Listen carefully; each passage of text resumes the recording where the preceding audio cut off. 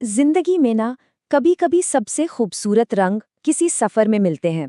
आज हम एक ऐसी ही कहानी में खोने वाले हैं जिसका नाम है यात्रा के रंग। तो चलिए कहानी की शुरुआत एक सवाल से करते हैं।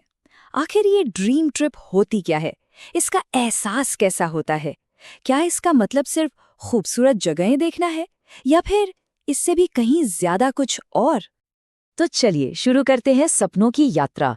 ये एक ऐसे सफर की कहानी है जो सिर्फ जगहें देखने के बारे में नहीं था। ये उस बारे में था जहां मंजिल से ज्यादा खूबसूरत वो एहसास थे जो रास्ते में मिलते गए। इस कहानी के सेंटर में है आरव और अनाया, एक ऐसा जोड़ा जिन्होंने अपनी रोज की भागदौड़ वाली जिंदगी से दूर एक ऐसे सफर पर निकलने का फैसला किया जिसका सपना वो न जाने कितने सालों से देख रहे थे। हाँ, उनकी ड्रीम ट्रिप। और पता है उनकी इस यात्रा को खास किसने बनाया? उनके ट्रैवल पार्टनर इन्फोलाइफ ट्रैवल्स ने। देखिए, उन्होंने सिर्फ टिकट बुक नहीं की, उन्होंने यादें बनाने का मौका दिया। मतलब टिकट तो बस एक जरिया था, असली मकसद तो यादें बनाना था। तो उनके सफर का पहला पड़ाव हिमालय की धुन। शिमला से मनाली तक पहाड़ों का अपना एक अलग ही संगीत होता है ना, बस वही संगीत। उनकी पहली मंजिल शिमला। सोचकर देखिए, बर्फ से ढकी हुई पहाड़ियां, चारों तरफ चीड़ के ऊंचे ऊंचे पेड़, और हवा में वो एक ठंडक घुली हुई थी ना, जो सीधे रूह को छू जाती है। और वहां पहुंचते ही अनाया के मुंह से बस यही निकला, ये हवा लगता है मेरे सारे तनाव उड़ा कर ले गई।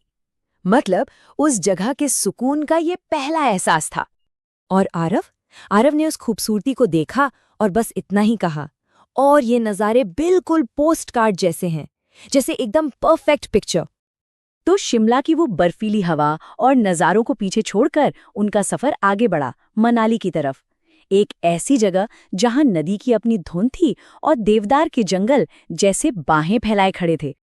और मनाली पहुंचकर वो ब्यास नदी की कलकल की आवाज और दूर तक फैले देवदार के जंगल, सच कहूं तो ऐसा लग रहा था जैसे वो दोनों किसी परी कथा में आ गए हों। फिर वो पहुंचे रोहतांग पास, और वहां उन ऊंचे पहाड़ों के बीच खड़े होकर उन्हें एक बहुत गहरा एहसास हुआ, ये कि ये दुनिया कितनी बड़ी है, कितनी विशाल है, और उसके सामने हम सबकी इच्छाएं कितनी छोटी सी हैं। लेकिन कहानी का सबसे यादगार हिस्सा तो अभी बाकी था। उनके सफर में एक सरप्राइज छुपा हुआ था, कुल्लू का सरप्राइज। एक ऐसी अनजानी मंजिल का जादू जिसके बारे में उन्होंने सोचा भी नहीं था। इन्फोलाइफ ट्रैवल्स उन्हें कुल्लू के एक छोटे से बिल्कुल शांत गांव ले गए। ये कोई आम जगह नहीं थी, ये वो जगह थी जहां बादल इतने नीचे थे कि लगता था बस हाथ बढ़ाकर छू लो।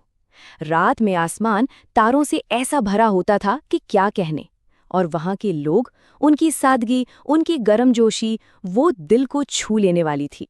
उस छोटे से अनजाने गांव ने आरव और अनाया को एक बहुत जरूरी चीज महसूस कराई, ये कि इस दुनिया के सारे शोर शराबे के बाद भी ये दुनिया आज भी बहुत खूबसूरत है। अब आता है कहानी का वो हिस्सा जो एक यादगार कहानी बन गया। हर सफर में एक पल ऐसा आता है जो हमेशा के लिए ठहर जाता है ना? बस आरव और अनाया की यात्रा का वो पल अब आ रहा था। ये उनके सफर का आखिरी दिन था। जरा सीन को इमेजिन कीजिए। धुंध से घिरा हुआ एक लकड़ी का छोटा सा कॉटेज, अंदर आग जल रही है, उसकी गर्मी है, और खिड़की के बाहर हल्की हल्की बर्फ गिर रही है। ये नज़ारा बिल्कुल किसी सपने जैसा था। उस पल की खामोशी में उस खूबसूरती को महसूस करते हुए अनाया ने बस इतना कहा, अगर स्वर्ग कहीं है तो शायद ऐसा ही होगा। और आरव ने उस पूरे एहसास को एक लाइन में समेट दिया। उन्होंने कहा, थैंक यू इन्फोलाइफ ट्रैवल्स, हमें सिर्फ एक ट्रिप नहीं बल्कि ये खूबसूरत कहानी देने के लिए। सफर तो खत्म हो गया, लेकिन कहानी नहीं। वो बर्फीले नज़ारे, वो सुकून देने वाले एहसास, वो छोटे छोटे पल, वो सब अब सिर्फ यादें नहीं थीं। वो आरव और अनाया की जिंदगी का एक हिस्सा बन चुकी थीं, हमेशा के लिए। आरव और अनाया की कहानी हमें एक चीज याद दिलाती है कि असली यात्रा सिर्फ जगहें देखने की नहीं होती, बल्कि उन पलों को जीने की होती है। तो बस एक सवाल है